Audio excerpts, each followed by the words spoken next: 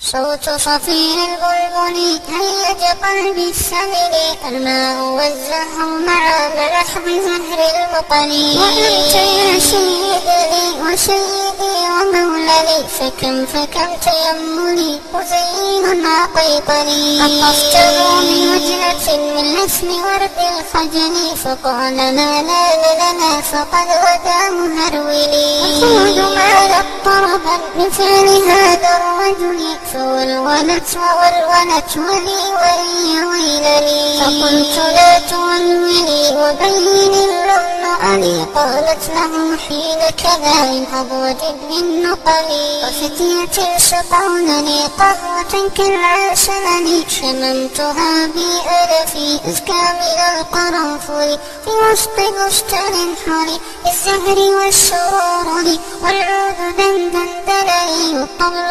طبطبني. طبطبني والسقف سقسقني، والرقص بالطابع شوى وشاهش على ورقص فرجلي. وغرد القمر يصيح نال الانفمال لي، ولو تراني راكبا على حمار أهزلي، يمشي على ثلاثة كمشية العرندل. الناس ترجم جملي بالسوق بالقلقلني، والكل كع خلفي ومن حويلني. لكن مشيت هاربا من خشية العطنطل، إلى لقاء ملك معظم مبجل، يأمرني بخلة حمراء كالدمدمل، فجر فيها ماشيا مباغيا للدين. أنا الأديب المعين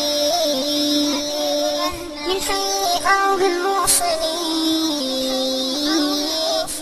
نظمت قطعا زخرفت يعجز عنها مدبولي، أقول في مطلعها صوت صفير البلبل.